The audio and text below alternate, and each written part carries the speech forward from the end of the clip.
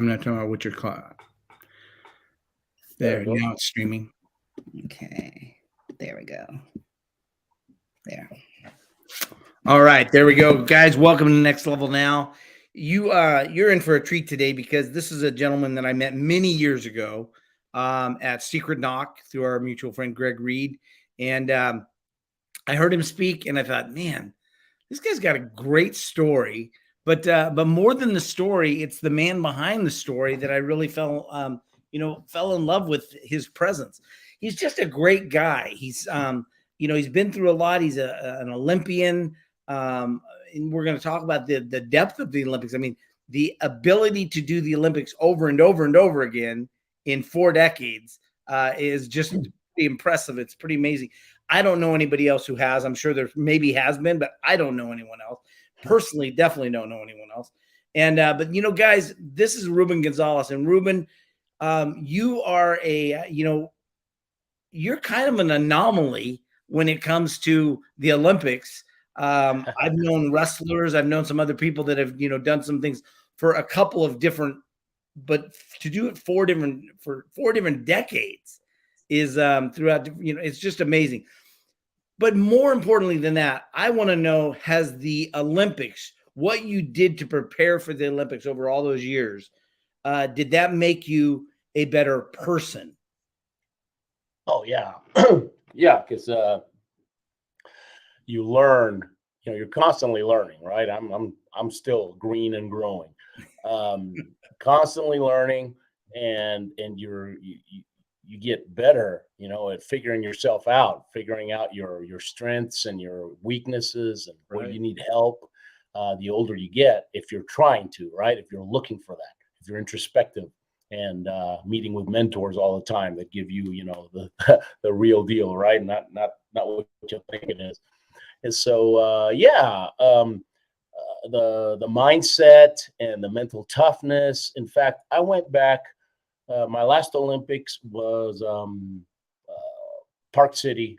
Sorry, it was Vancouver in 2010, and I was 47. And then 7 years later, I got the itch, and I went to Calgary just to test. So I wonder if this old body can still handle 6G, right?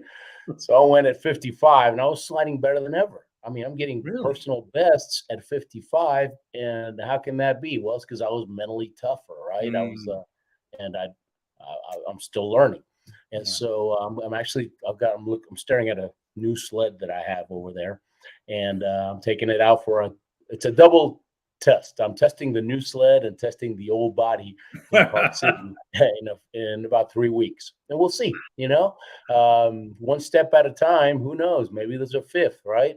But I get bored easy. I'm ADD, big time, and so I get bored easy. And when life gets too smooth and too calm, I get crazy. Mm-hmm. Why the luge? I heard the story, and I love how you share why. I'm an unlikely Olympian. You would expect an Olympic athlete to be a great athlete, right? To be fast and strong and powerful, agile. Well, I'm none of those, and it's not false modesty. I mean, it's real. I mean, I was always the last kid picked for PE in school. I'm a lot like Rudy. If you watch the movie Rudy, we're actually sharing the stage again, and later this month in where is it in Connecticut, and I'm a lot like him.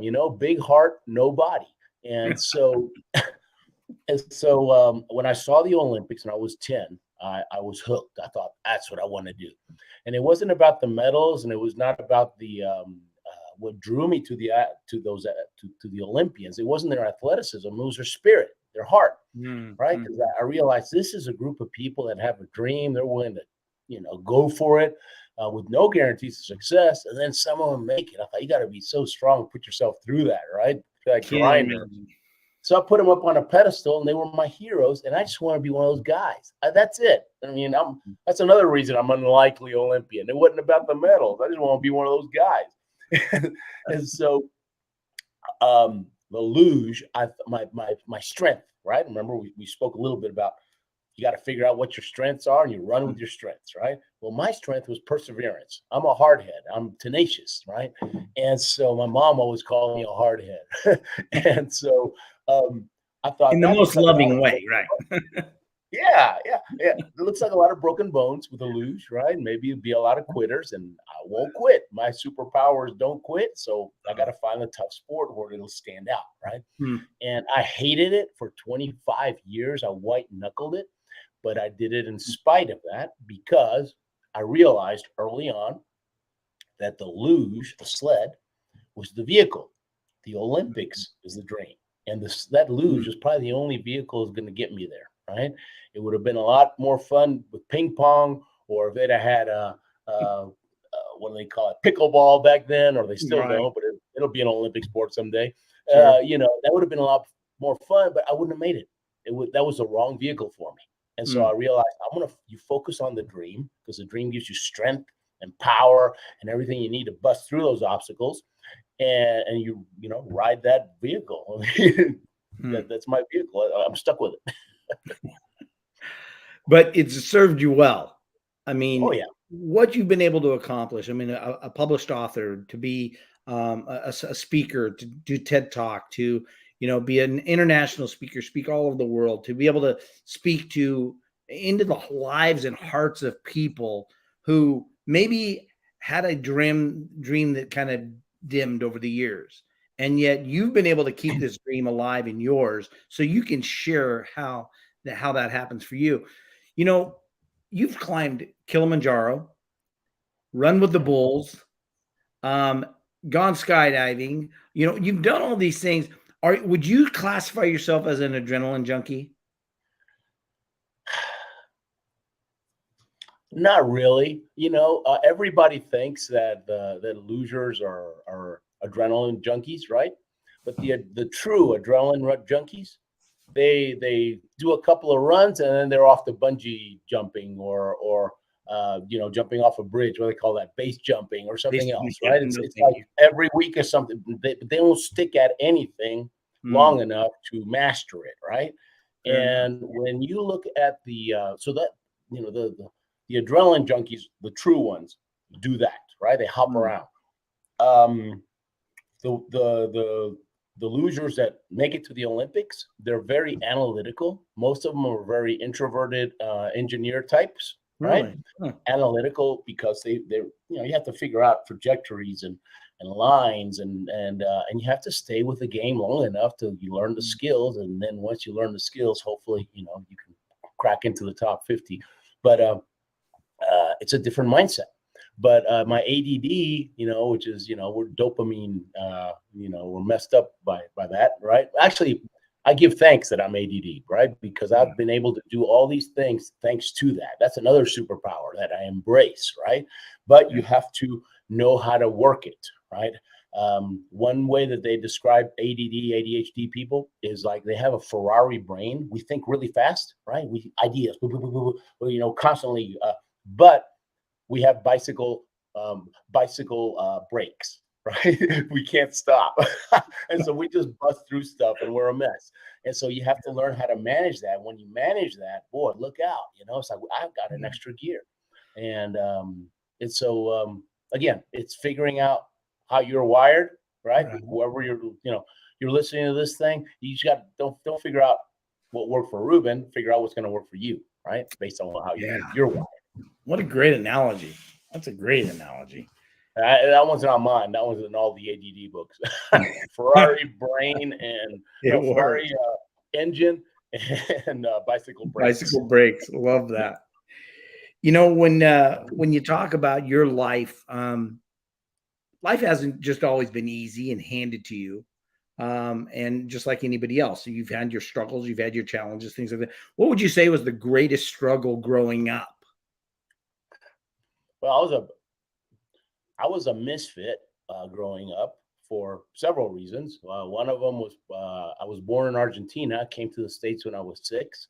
So I didn't speak the language. I didn't know the customs. The idea was always we're going to stay just a few years, maybe 3 years, maybe 5 years till things get, the government gets their act together over there and then we're going to go back. Right. So I never assimilated. Our house was like a little corner of Argentina, right? It was like living in the consulate, right?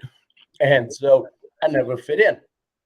And it wasn't until high school, okay, that the writing was on the wall that they're never going to get their act together. And so, so that was, always got picked a lot in school, which made me even, close in and put up those walls and made me even more introverted. And I think that made me tough, right? Because if it doesn't kill you, it'll make you stronger. You grow a thick skin. You become self-reliant because you stop trusting people, right? Because you see everybody like a threat, right? At some level, you're always on the defensive.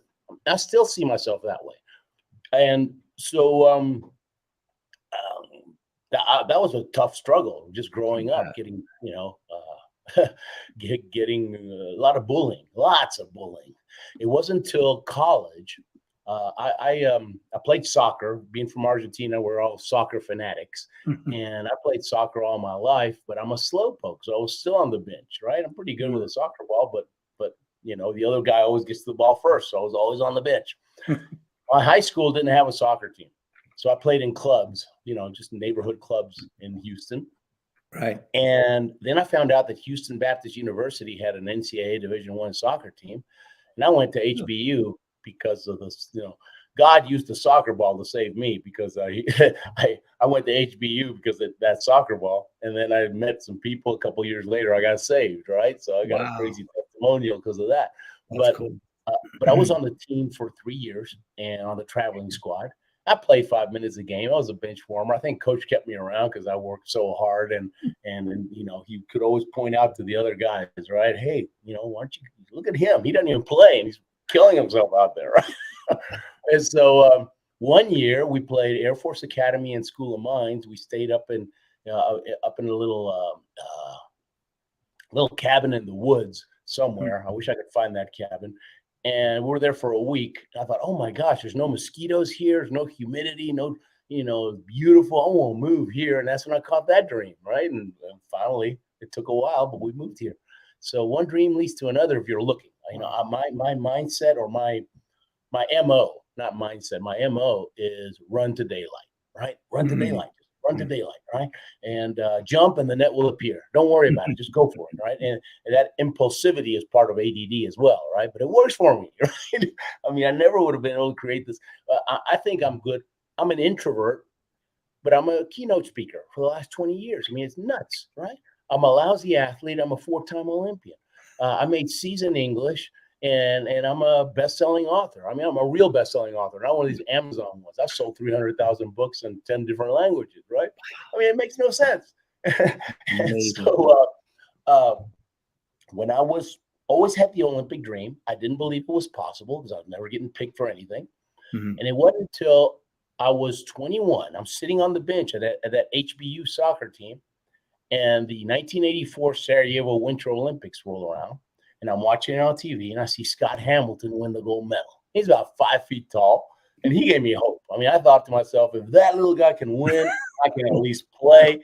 I'll be in the next Olympics. It's a done deal. I just got to find a sport. And so everything changed, right? I believed for the first time. Before I had the desire, now I had the belief. And belief gets you going. Desire keeps you going, right? And so. So when I speak professionally, my goal is I want to be their Scott Hamilton. I want him walking out of my talk thinking, I don't want him thinking, wow, that guy's amazing. He did 4. No. I want him thinking, if that guy can go to the Olympics even one time, I can do anything, man. Right? I want to do that to them. And when I do, it's amazing. There must be a 2-year gestation period between the time you catch the dream and you actually believe and start going for it, and when you actually start making things happen. Because I always get these emails. I get 3 or 4 a year, and they always start the same way. I heard you speak 2 years ago. Always, okay? It's like, and then fill in the blank. I've lost 50 pounds, paid off my credit card, whatever it is, right? And so that makes you feel like $1 million, right? Because it makes you realize, okay, I'm making a difference. That's cool. Definitely. What do you think it is that makes a champion? And has it changed over the course of years based on technology and everything else. So what do you really attribute being a champion to? I think it's how low you started, right? It's not necessarily how high you got. And that's not me either. I mean, I'm a voracious reader. I mean, look, this is my office here. I love A it. little bit of my books. Yeah, yeah. I do all my workouts over there. And then that's the sled on the white one. On the right is my old sled. And then the one with that stripe in the middle is my brand new one that I'm trying out. Up at the top above those doors are a couple of those are powered parachute pictures. I'm learning how to do those, and that's just to keep that dream alive, right? You always have to surround yourself with a dream. And so I think it was Patton or somebody famous said that, right? It's how high you went, but from how low, right? Is that distance. And so I had it. I know some Olympians that they're not even close to them being a medalist, but in my mind, they're a bigger champion, right? Than some of the medalists, right? They're a champion of life, right? And when you watch TV, it gives you the whole wrong perspective, right? They always show in the luge, they're going to show the crashes and the winners, and that's it, and nobody else. And so I'm not going to be in the winners. And I definitely don't want to be in the crashers, so chances are you won't see me. That's fine with me. but that's all they care about. And sometimes we do a Q&A after my talk, and many times they ask, hey, did you win any medals, right? and because they're programmed, right? Especially if it's kids. If you're speaking for like a middle school or a high school, but middle school especially, they always want to know: are you rich? Are you famous? And I said, I don't want to be famous. Rich is cool, but I don't want to be famous because I don't want to be able to walk around anywhere and not have a bunch of people jumping on me trying to get, if you're Tom Cruise, you can't go anywhere because everybody wants your autograph, right? True. So I want to be under the radar. And I try to explain it to them, and they just kind of do this, the deer in the headlight things. Yeah. But, and I tell them, look, it's not necessarily about money, okay? You just got to figure out what's in your heart. What makes you happy, and just chase that dream. And man, life's going to be an adventure. It's about making your life an adventure. That's the answer. Whatever that means to you, right? Yeah. How long do you think it took for you to find that place that you became happy? Was it the first Olympic? Was it before that? Was it after that? Let me rephrase it, because I don't know about happy. Okay. All of them made me happy. When we won, I don't know if you've been following the World Cup, but when we won, Argentina won finally after 36 years. Wow. Okay? My first one, I was in high school. I was 16 or 17 when we won the first one in 1978. And then we won in 86, and I was in college. And then we went to the finals 3 more times, I think, and we lost every time. And we've been waiting for 36 years. And for me, okay, and for just about every Argentine guy anywhere in the world, you give me the choice of the win the lottery or Argentina wins the World Cup, it's a no-brainer. I mean, Argentina wins the World Cup. You give me the choice between you make a 5th Olympics in 5 decades and be the oldest Winter Olympian in history, or Argentina wins the World Cup. No-brainer, Argentina. I mean, that's how important it is, right? We were balling on little babies. And so, I told, oh yeah, happy. So I was so happy then, right? Last week or 2 weeks ago. I've watched it a couple of times since again. And so, but the motivation for each of the 4 Olympics was different. The first one was, I want to be in that club. I want to be one of those guys. The next one was, I want the Germans were they totally dominate the sport. They won 80% of the medals in the last 50 years. I mean, it's ridiculous. And they wouldn't give me the time of day, right? Even after my first Olympics, I might be walking down the track. I see a bunch of Germans working on a sled. Hey, Hans, how you doing? Nothing. It's like I'm invisible, right? And that kind of always had this imposter syndrome, right? Like I hope they don't find out that I'm not. I shouldn't be an Olympian. I shouldn't be a speaker. I shouldn't be successful, because they do, everything's going to come crashing down. And so that confirmed, right, that you don't belong here, right, because they're not giving me the time of day. It wasn't until 2 years after my first Olympics. It's like a memo went out, and this German sees me at the track, goes, "Hey, Gonzalez, Speedy Gonzalez, hey, how are you?" And I got pissed. I said, What's your problem, man? I've been nice to you guys for years, and I'm Speedy Gonzalez. He goes, come, we must talk to you. The whole team, okay? This must be a thing they do. The whole team, the coaches, they said, look, we have 4 tracks in a country the size of Texas, all right? Back then, the only track in North America when I got started was Lake Placid, right? And then Calgary. They only build them when there's a new Olympics, but in Germany, they build them because they want to be the best, right? And we have 4 tracks. Some of us started when we were 5 years old. We were the best in our town and the best in our region. Then we made the national team. Only 10 men, 10 women get to make the national team. Then we made the Olympics. Only the top 3 men, 3 women. But there's so many great losers in Germany. We'll be lucky to make 2. But you know what we're going to do afterwards? We're going to coach for the rest of our lives, because we dedicate our lives to the sport, because that's our mission, right? To be the best of the best. And we're sick and tired of seeing people from other countries. They'll do one Olympics, they disappear. You know what we call them? I said, no, what? Olympic tourists, always with a little camera, right? He goes, but now this is 2 years after your first Olympics. Obviously, you're trying to make Albertville, France. Whether you make it or not doesn't matter to us. What matters to us is you're respecting the sport, so you earned our respect. I'm covered with goosebumps right now. And then they said, that's called commitment, okay? And I'm covered now. And that was my gold medal. But that was what I was trying to do. My drive, what I was trying to do on the road to the second one. I just wanted to gain the respect. When I got it, it was like, oh my God, I'm in, right? And then the third one was trying to, what was that one? For 3, what was that one? I don't even remember what the third one was. But the fourth one was 4 Olympics in 4 different decades. You know, I thought, hey, get his book of world records. That might be good. Might get me some more gigs. And so there's a marketing side to it. There you go. But there's different motivation. So it's because you change, your life changes. And I had such when I wrote my first book, Courage to Succeed, my mentor was telling me, okay, you got to go to Barnes and Nobles. And one of the things you need to do is, look at how they're set up, see how they have testimonials, and, look at parameters and stuff. Because you got to get yourself some testimonials. So I went through my bookcases. I made a list of about 100 top authors, top, guys, right? Zig Ziglar, all those guys. I went through all their websites. I called them all up, right? And to try to get a testimonial. And you never get the guy, you always get the secretary, right? So after a while, I changed the pitch to the secretary. And then the first one that I got was Jack Canfield. I called Chicken Soup for the Soul, and the lady goes, oh, Jack's here. And she hands him the phone, right? And I'm sure she doesn't work for him anymore. But he gets on the phone and real serious, like, you got 5 minutes. We talked for an hour and a half. Really? Wow. Yeah. And he's really big on self-esteem, right? Everything that he does is self-esteem. And he says, you must have a great self-esteem to do the thing, what you've done.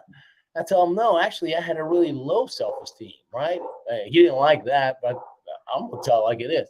I had a low self-esteem. I always felt that I had to prove myself, that I had to do something to prove myself to me, right? Not to other people. Yeah. And it was such a low self-esteem from all that bullying, right, that I went through, that, believe it or not, I didn't start feeling comfortable in my own skin until after 3 Olympics. And that totally went against everything he 3 teaches. Olympics before you felt 3 for me to start loosening up and being myself. Isn't that crazy? Yeah. And so and you've heard me speak. It's not me, right? When I'm up there, it's you. It's like, if you do this, right? I'm not trying to prove myself to them. I'm just, and I'm listening to what I'm saying, right? Half the time, I don't know what's going to come out of my mouth anyways, right? And Zig had this great line. He said, and it applies to me too, but he used to say, I'm like the cross-eyed discus thrower. I might not break any records, but I got the crowd on the edge of their seats. I love when he said that. That was great. So, but that's what it takes. Yeah. Yeah. And everybody has, I think, a low self-esteem, not just me. That's just how we are, especially when Right. you watch TV, you're never thin enough or rich enough or whatever to fill, to match that perfect guy or girl, right, that you're supposed to be in America. Yeah. And so got a bunch of people just walked into the house. That's why the dogs are going crazy. How did you ever get over the imposter syndrome? I mean, that's such a big term now. I mean, everyone's using it, and it's so true. And I know I've worked with some of the best people in the world, and I've seen some of the most successful people in the world still have imposter syndrome, even at their peak. How did you overcome that, and what did you do? How did you I don't manage? know that I've overcome that. I've kind of Okay. manage it better now. Okay. But it's like when I go into a room, right? I don't go to networking meetings because I will not introduce myself to anybody. All right, I just won't. It's so hard for me to make that intro. Now, if I know that that guy over there or that gal is a VP of sales of a Fortune 500 company, okay, it's different. Now I'm gonna try to introduce myself because I won't get that gig, right? Right. But otherwise, I won't. And so I don't do that. And I tell clients, hey, after my talk, I'm happy to do some Q&A and I'll hang out with your people till the cows come home because now they come to me. I don't have to introduce myself. And we just start a conversation. And it's cool, right? That awkward part for me, it's taken care of. And so how do you overcome it or how do you deal with it? I think a lot of people, but I truly believe that I'm a regular guy. Okay, I'm an average guy, a normal, ordinary guy that got to do some extraordinary things because he consistently and persistently followed success principles and surrounded himself with people that had already done the things that he wanted to do. I'm really good at seeking out the leader, right, and asking for advice. And it took me a long time to stop being such a hard head where I would actually listen to the advice. But now I've gotten to that point, and it's because of that. And I truly believe, anybody can do that. Anybody. And so when people introduce you and they go nuts and everything, think no one can match up to that image, right? Yeah. So that makes the imposter syndrome worse, I think. And Even I think worse. actors and famous people on TV and stuff, it's the same thing. It's like they don't feel like they've earned it because it's like, you know what I'm saying? Yeah, absolutely. And I think I love the word that you use, manage, how to manage it versus overcome it or beat it or whatever, accomplish overcoming it. I asked this, I was speaking to the US military several years ago in Europe, I think this group was in Germany and Italy. And I asked one of the general or one of the colonels, I said, how do you keep your ego in check? And he gave me some really interesting. I want to ask the same question to you. How do you keep your ego in check? I mean, you got 4 Olympics. You've got all these best-selling books. You've got international recognition. You can hold up the Olympic flag with honor that you've been there. You've paid the price to be there. How do you keep your ego in check? Okay, here's one way. I do little things to manage that too. I do, see that little flag? This is the Oslo 1952 Oslo Winter Olympic poster, right? So it's got the Norwegian flag on a couple of ski sticks, which is kind of cool, and ski poles. Show you how much I know about skiing. Ski sticks. And so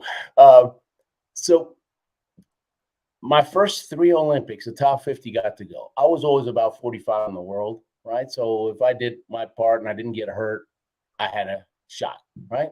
It was a pretty good shot. I'd gotten myself to that level. But the Winter Olympics, they keep adding sports. It's turning into the X Games, but they want to keep it at 3,000 athletes. In the summer, 10,000 athletes, okay? And so they just keep adding sports. Well, that means less slots per sport. And so there's less and less. And so Vancouver, my fourth one, was going to be top 40 was going to get to go, not top 40, not top 50. Now that's going to be a stretch for Ruben because I've never been top 40, right? And so so that's when I really started listening to Coach. That's when I got over myself and let go, right? And started listening to the advice right away, right? Following the leader right away, which is the Shortcut book tells all about that. And so I started listening to them, and what they do is you do the World Cup circuit races. The last 2 seasons before the Olympics, they tally up all those points, and on December 31st, before the Olympics in February, they tally up the last season and a half, and top 40 get to go. 41 watches it on TV, right? That's how it works.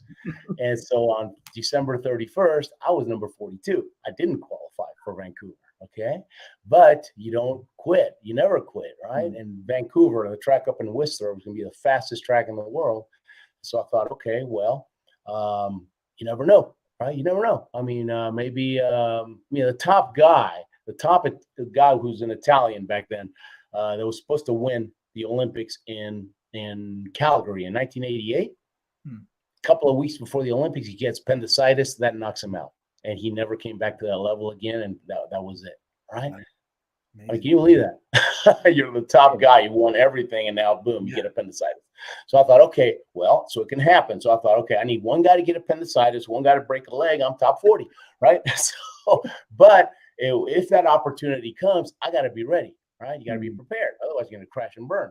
So I spent all of January in Park City, which is the second fastest track in the world, just speed training, right?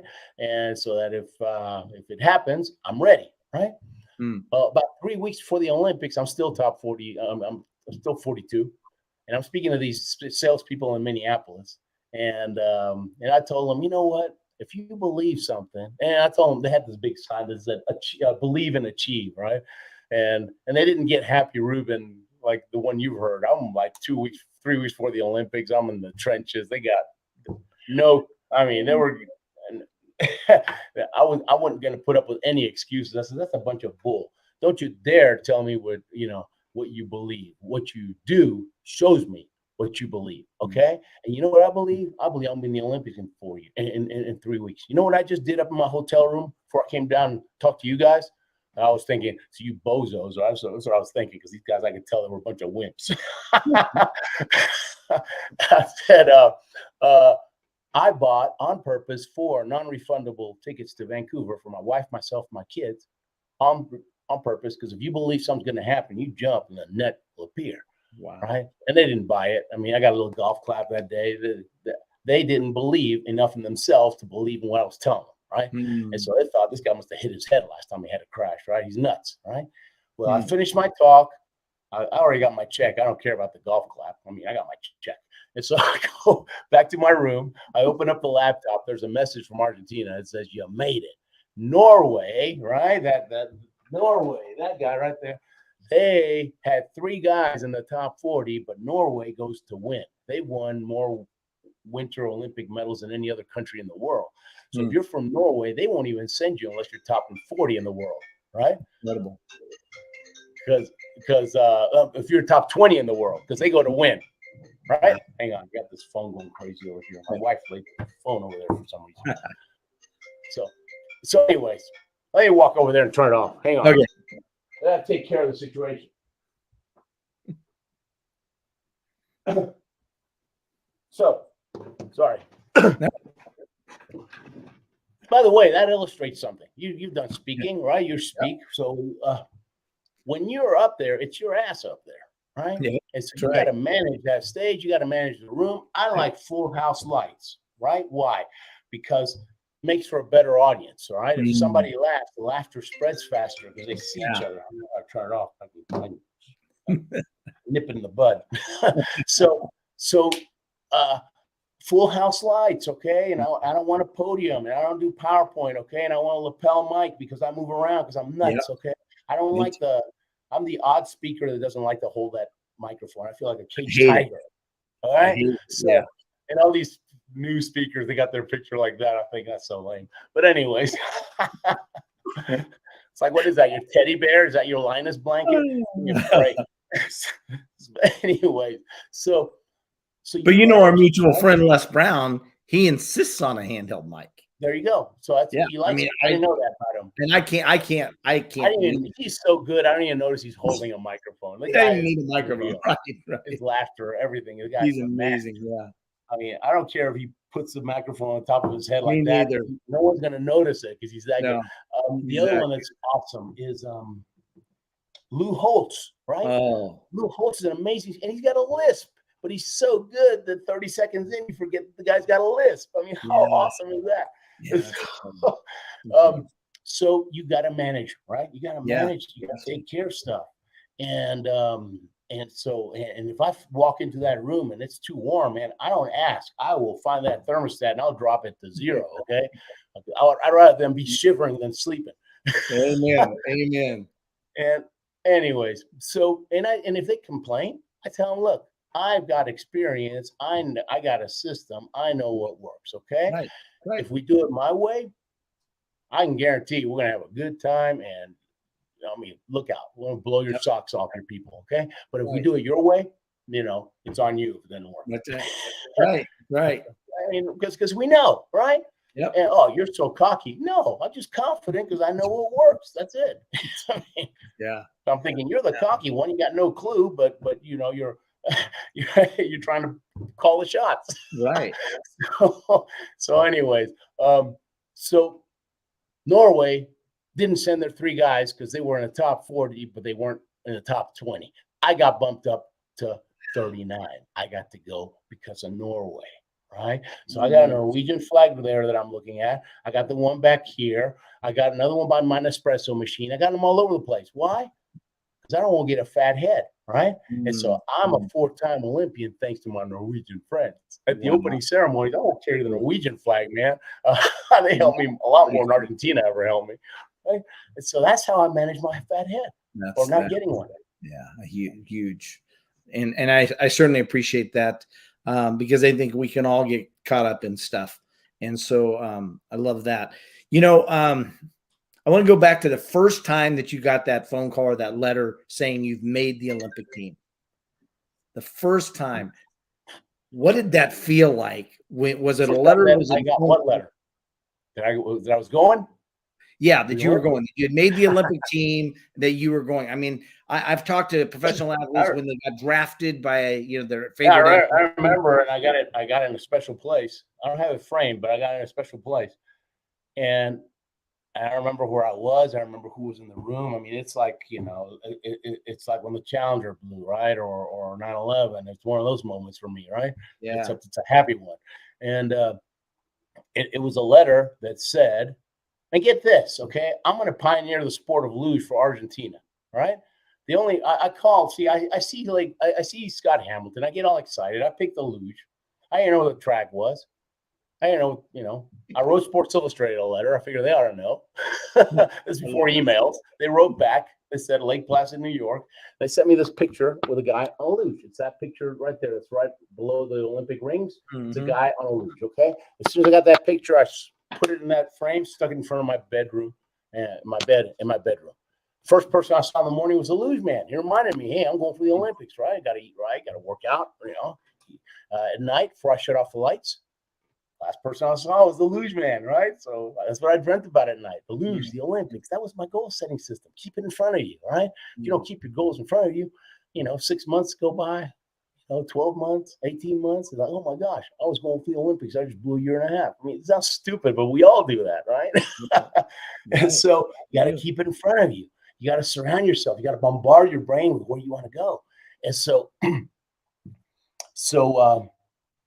I picked the luge. I call Lake Placid, and I told him, hey, I want to learn how to luge, so I'm in the Olympics in 4 years. Will you help me? And the guy goes, how old are you? I said, 21. He goes, hey, forget it, man. You're nuts. I mean, you should have 10 years experience at your age. We start them off when they're 8 or 9 years old. And I don't know what to do. The only thing I knew was hanging up. That's not an option, right? That would have been the end of the dream. So I just kept talking. I drove the guy crazy, I think. And finally goes, we got a camp coming up. Actually, I happened to tell him that I was born in Argentina, right? Because I thought I just got to buy some time. I'll tell this guy my life story, whatever, right? So I can think of something. And I told him, and when I said that, it's like he goes nuts. He goes, man, if you'll go for Argentina, we'll help you. And I said, why? A minute ago, you're going to help me at all. He says, well, the sport of luge is this close getting kicked out of the Olympics because we're not global enough. It's the U.S., Canada, and a few European countries. We're recruiting. If you make it, you'll travel with us. We'll train you. We're going to have to take 10 years, right, of luge training and condense it, cram it into just 2 years. You can get hurt a lot, okay, because the last 2 years, you got to be doing the World Cup circuit, try to get these World Cup points so you can have, top 50 in the world, right? But if you go for Argentina, you'll be a whole new continent, okay? I thought, I'm a continent now, right? That's the only time I think I had a little bit of a fat hit. But he said, but you're going to get hurt a lot, all right? And before you come over here, you need to know, if you want to do it in 4 years, at your age, brutal. 9 out of 10 people quit. When he said that, I started smiling. I thought, man, this works right into my plan. This is awesome, right? Because I look for that tough sport because I was persevering. Yeah. It goes, but expect to break some bones. And I said, man, I've been cramming for tests all my life, which I had. Bring it on, right? And I hang up. But as soon as I hung up, it's like a reality hit. I thought, whoa, he didn't say I might break some bones. He said I will break some bones. Right? So how am I going to handle it? I always do that. I put myself in the future. How am I going to handle it when that happens? He said, I'm going to break some bones. Okay. So what am I going to do? Well, I've broken bones before, right? I have. You wear a cast for 6 weeks, take off the cast, it's healed up and stronger than before. So when you really think about it, it's a temporary inconvenience, right? So I reframed it in my mind and I had a contingency plan. I'll wear that cast, but I'm going to come back, right? And I go to Lake Placid. They put me in this class with all these beginners. They're quitting because they got a bruise, right? And I'm breaking bones and coming back because that's the plan, right? I was ready. You prepare for the worst, or you pray for the best, right? Pray for the best thing to happen, but most of the time it doesn't. It's plan B, plan C, plan AA, plan AAA. But but you got to be ready. It's funny. Before this happens almost. Well, let's see on the. When it was getting close to the Vancouver Olympics, a couple of weird things were happening. On the one hand, you had all these people on one end of the spectrum that thought that PMA, positive mental attitude, is everything, right? I said, you're going to win the gold medal, right? And I said, why? Because you're so positive. You're going to do it. I said, man, at this point, I think it's 50-50 chance that I'm going to make the Olympics, okay? Remember, this is when I was trying to be a top 40. They didn't like that answer. There were some speakers, okay, and you actually know some of these speakers, but I'm not going to say who they are, okay? This is one guy, all right? And it's not Greg Reed, okay? Greg Reed's cool, but there's others that I know that you've been exposed to this guy. Sure. And he said, he tried to talk me out of going for the 4th Olympics. He says, if you don't make it, it's going to look bad, and I said, dude, you don't know anything about success or motivation or anything, man. Yeah. He goes, whether I make it or I don't, I win. Okay. Because I'm going to have to dig so deep inside to make this 4th one, especially since it's top 40 and instead of top 50. I have to dig so deep inside that I'm going to find gifts, God-given gifts I didn't know I had. And now I got them for the rest of my life. See, it's about the person you become, dude, man. It's not about winning or losing. But the guy was, flake. So, so on the one hand, you're going to be the Olympic guy, and the other guy, the other end, don't do it. You might lose. You get it all. You get it all, right? You throw out your dream or your vision, you're going to get from every angle of why it will or why. And that's why, the first one, was do or die, right? Because I want to be an Olympian, but I got no control. If I don't make it, I don't make it. I got no control. I only got control of what I do, right? I can't control what the other guy's going to do. How does the sport or the Olympic experience change from 4 different decades that you've performed in. I mean, did it change? Has does the luster changed? Has the environment changed? What's changed, or the equipment? The equipment changes. Biggest. The training techniques change too, because people are figuring out better ways to train. Hmm. But the equipment, it's a race. Okay, it's a little bit like Formula One or NASCAR. It's who's got the best car too is part of it, right? Or rodeo, right? Yeah. You might be the best cowboy, but you better have a good bull too. Yeah. And so, right, because they both count. And so, so I always had, man, my sled is like a Sears off the rack suit. Okay, my first sled for the first 4 Olympics, about $5,000, $6,000, but still, it's an okay sled, but it's not a racing top-notch racing sled because I couldn't even handle those. All right, and then how you prepare the sled. I mean, if you let's say the steel runners that are arched like this, they're about 4 feet long, but they're arched like the bottom of a rocking chair. So there's only about 4 inches that are touching the ice on each side of the runners. You're laying on a skate, basically. Crazy. And how you prepare, if it's really cold, let's say it's 20 degrees, 10 degrees, so the ice is rock hard, then you want to sharpen your steels a little bit so you have some traction. Otherwise, you'd be all over the place. You can crash, right? So you want sharp steels when it's really cold. But if it's warm, let's say it's 40 degrees, right? So now the ice, it's ice, but it's soft ice, okay? And so if you have sharp steels, it's going to dig in. You're going to have more friction, and that's going to slow you down. So you round your steels, right? And then there's a progression. At the beginning of the season, we start with fairly sharp steels, right? Because we want to be safe. And then every week, every day, we round them a little bit at a time, until we start crashing. Then we back it off a bit, right? But you want to know where your limit is, and then you back it off a bit, and then maybe a couple of months later you try it again, right? And because you always. But me, Ruben, who's got 1/10 as many runs as anybody in the German national team, 1/10. Okay, I got to play with the big boys, but there ain't no way I'm gonna beat those guys. It's impossible. Okay, it's impossible. I'm about my best run ever is probably a second and a half behind those guys, which is an eternity. This is the only sport in the Olympics, winter or summer, that's timed to the 1/1000th of a second, and I'm 1,500 1,000ths of a second behind these guys. Okay, and so, but everything counts. Everything counts in the luge. But if I got on a German sled, right, prepped, round steels like they do, right, rounder than I've ever been exposed to, I got no control on that thing. I would crash before curve 1 at 5 miles an hour because I can't control that thing. And then the top 5 guys in the world, they have this peripheral vision that they're able to put their head way back like this, perfectly aerodynamic, and they use their peripheral vision, and they know they have this space. They know where they are in space. They drive better lines blind than I can with the periscope up the whole time.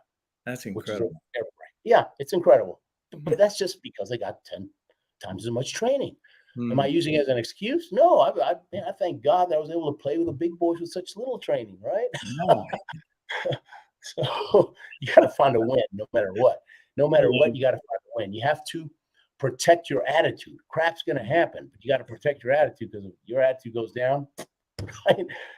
And so now I have a brand new German sled that I bought a couple of years ago. Like 3 years ago. It's been sitting in Calgary because of COVID, been stuck up there because I couldn't go get it. And I couldn't afford to go sliding anyway. But now I just picked it up about a month ago. And I'm going to test drive it. I said, that is a racing sled. Okay. That's nothing.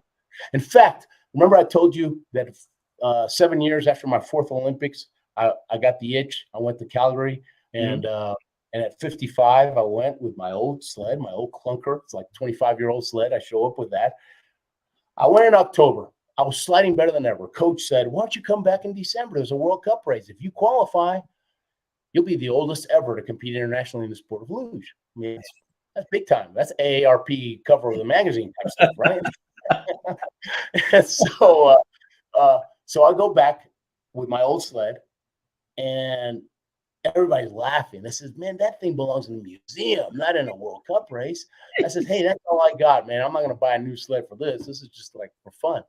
But in order to qualify, you take 5 runs, and on at least one of the 5 runs, you have to be within 5% of the best time that anybody did, right? So you always got to try to be within 5% of that German, right? And so on my 4th one, now, and because sled technology has gotten better during these 7 years that I've been gone, right? I've got more runs in Calgary than any other track. But in order to qualify, I was going to have to beat my personal best by 0.2 of a second, which is an eternity in the sport. Okay. Man, that's 2 0.2 I was going to have to beat, which is it's crazy. All right.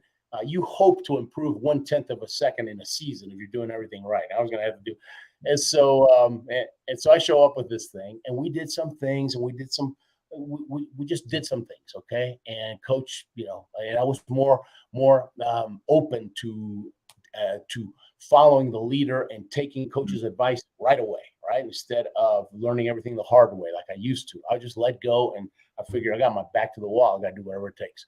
And I started improving. And on the 4th qualification run, I qualified by 4/100th of a second. I mean, I take my phone and I put it on a chronometer, right? As fast as I can. Best I can do is 0.09. Right, I did by 0.04. Okay, incredible. Personal best, and I qualified afterwards. You can't see it from this angle, but one of the things on top of my bookcases over there is this tennis racket. Okay, this guy from one of the top teams afterwards. I mean, he was in awe what I had done. Number one, I did it at 55, and I did it on that old sled. He says, Ruben, what you just did is you won Wimbledon with a wooden racket. And so then they gave me this old wooden racket, like from Goodwill or something. And that's one of my prized possessions, right? Because I didn't win the gold medal at the Olympics, but I got the wooden racket. That is so cool. What a great story behind that. Ruben, we're coming up on our time, so I want to. We've got a question.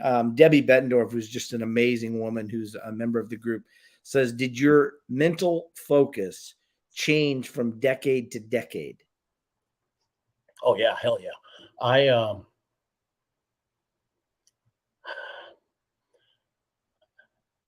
Top athletes that have been in this, in this world, right, for a long time, you start learning, you start thinking this way. We have it's almost like we have this little gauge, right? That we're very aware. We're very aware of how positive you are, right? And when bad things happen, you try to nip it right in the bud, right? So it doesn't affect everything else, right? Again, you learn how to protect your attitude, but also we have this gauge of, for example, I like to play ping pong, and at a neighborhood level, I'm an awesome ping pong player, right? But if I go to a ping pong club, a little Oriental 10-year-old whoop my butt. But I'm I'm good, okay? And and so is Greg, and we play each other sometimes. And so he when you're playing ping pong or any other sport, but it's easy for me to explain with ping pong. If you feel if you get overconfident, you tend to loosen up too much, and then you get sloppy. Okay. Mm-hmm. If you get nervous, you get tight. Either way, it's bad. You make more mistakes than usual when you're too loose or too tight. There's like this. Every sport has a zone, right? Like we're 0 to 10. 10 is, let's say over 8, you're blowing your engine, right? Because you're redlining. And for ping pong, 7 might be perfect for me, right? Mm-hmm. But 8, you're too tight, and 6, you're too loose, right? And so you're constantly, right, with every point. I don't even think about it; it's automatic, right? And you see this if you watch tennis. Next time you watch tennis on TV, you'll notice that if you're winning, then you want to speed things up, right? Because the other guy's going to tighten. You want to tighten them up. You want to mess them up, right? You want to speed things up. If you're losing, you want to do everything you can't just slow things down because the other guy's on a roll. You want to go drink water. You got to get that towel. You got to tie your shoes, fix your hat. Now you're trying to get the other person to right. And then I got a friend who's he played Wimbledon, right? And he coached top players in Wimbledon. And he comes over and plays ping pong sometimes. He's from South Africa. And whenever he's in town, we would play. And he's real nice. I don't know he can whoop me, but he just lets, he plays at my level. But he said, you know how the best way to trash talk is to compliment the other person. Good shot. Awesome shot. Man, you're really on today. Why? Because they're going to get overconfident. They loosen up and they always miss the next point. And you come across like a good sport, but you're messing them up. It's like when I'm playing with my son, it's always, Dad, you're really on. No, dude, that was good. No, it's ridiculous. It's like we're giving each other flowers, right? Trying to mess each other up. So these little tricks, that mental side, you start becoming more aware of yourself, so you can manage yourself better, right? And so that you can be the best that you can be. Has your I asked you at the very beginning about how being an Olympian has made you a better person. Let's talk about your kids because, I see them doing some things. How has your Olympic experience made you a better father? We homeschooled both of our kids. That's not because I was an Olympian. A mentor of mine, back when we were dating, my wife and I were dating, he was a few years older than me, and I went to his house one time, and his kids were 8 and 10 at the time. They were a cut above. They just look at you in the eyes, yes sir, no sir, good handshake. I mean, I thought, okay, man, what's the deal with your kids? I mean, it's like they're a couple little adults, man. He goes, we homeschool them. It's not about the education; it's about the values. We control the values around here. I thought, ooh, that kind of, got me thinking about it. And we talked about it, and we homeschooled both of them. And so, and it's true. It's about the values. We control the values around here. Ever since they were little, I would tell Grayson. Gabriella is our daughter. She just graduated from college. Grayson, hopefully he'll be going to the Air Force Academy next year, hopefully, or something at that level, mechanical engineering. They're both much better students than I ever was, much better athletes. And they got the athlete side, must have gotten it from mama's side because I'm a slowpoke. But I teach them. Cheryl teaches them school. I teach them attitude and perseverance, right? And mental, and so ever since they were tiny, I would tell them, hey, life is tough, okay? It's going to knock you down. You're going to have bloody knees. But you know what you're going to do? We're champions around here. We're bulldogs around here. No chihuahuas in this house. We're a pack of bulldogs. Bulldogs winners, you know what they do when they get knocked down? Pick yourself up, dust yourself off and get back in the game, because that's what champions do. And every time you get knocked down, you're going to learn something, right? And then so next time you go back in the game, you get a little smarter and you're better, okay? And so I would teach them that. And I only had a couple of rules with them, both, no quitting and no excuses, no whining, right? No whining. I will not put up. And if somebody whines, any person whines, I lose respect automatically. It's like, I just do, not because I'm better, because they could be better. Right? Yeah, they could be better, right? Don't make an excuse. And so, so Grayson, for example, when we moved here, one day we go to the Olympic Training Center, and once a year in the summer, they have this here at the Olympic Training Center in Colorado Springs. Once a year, they have Olympic Day, and it's kind of like a recruiting day. They're trying to every sport they're trying to get the toddlers in right into their sports. They got BMX here and basketball and judo and everything, and so Grayson was 6, and we went through a few things, and nothing really caught his fancy.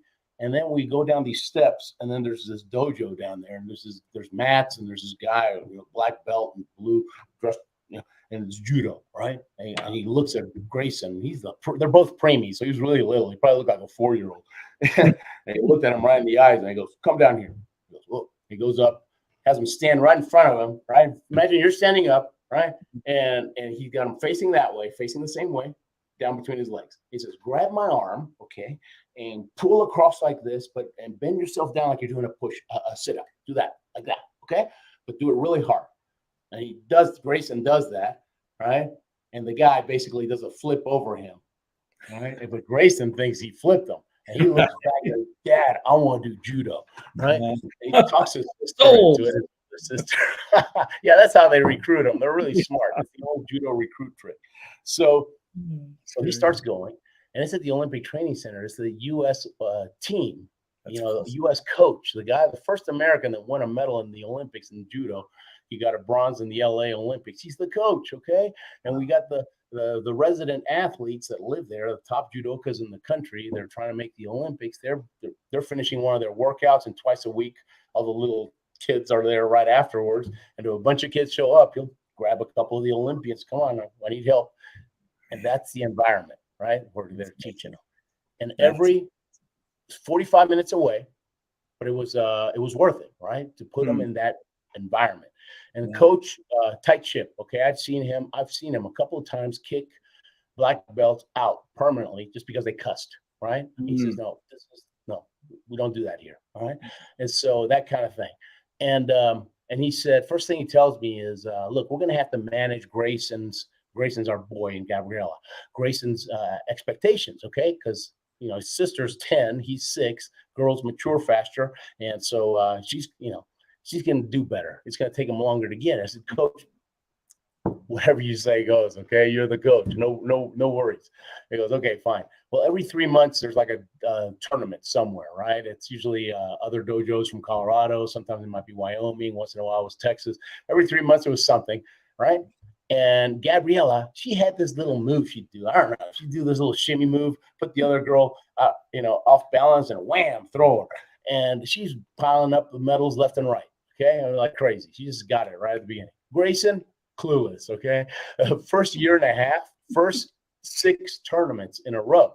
Okay, he didn't win a single fight. All right, and I did not a single fight. I used to give him a hard time. I said, hey, Grayson, man, you know what the ceiling of every dojo in Colorado looks like, man, because you're always laying on your back. But don't quit on me, okay? You're growing on the inside. You're growing. You're getting better. You're getting better. If you don't quit, it's gonna pop out one day. And look out, okay? And he just kept going. And before the 7th one, coach says, hey, Grayson's starting to get it. On the 7th tournament, he wins the medal, right? And he brings it to him. He's all poofed up. Like, look, gold medals. Yeah. Medal's nice. But you know what I'm proud about?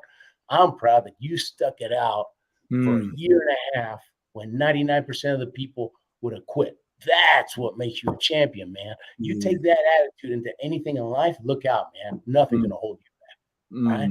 So that's how we parent around here, right? It's all about attitude. It's not about, I hope you win the next medal. No, because that puts undue pressure on them, and he has no control. None of us have any control over who our opponent is, right? And so you got no control.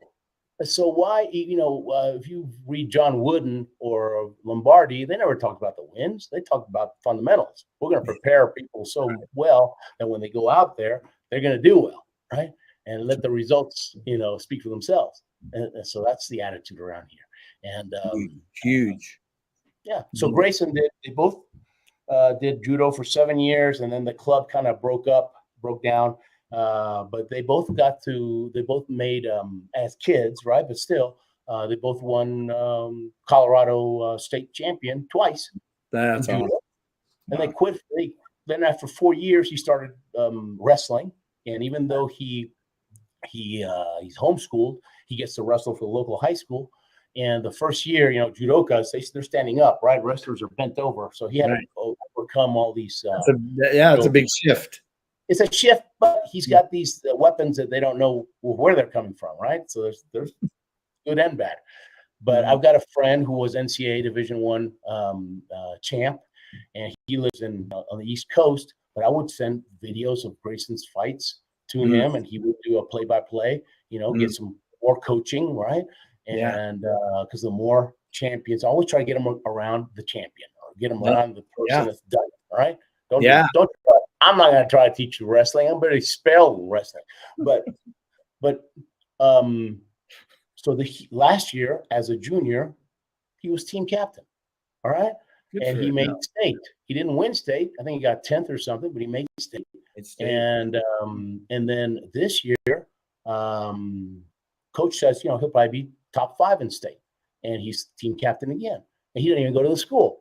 Right. But the first thing I told coach when the high school coach is, look, I'll tell you, you expect me to say good things about my son, but I'll just tell you to take it for what what you want, right? But he's a hard worker and he's coachable. That's it. And he doesn't quit. That's it. I'll take that over anything else. Hell yeah. I'll take that over talent every day. Yeah. That's what a coach wants. Somebody's going to listen and work their tail off. And so now, get this.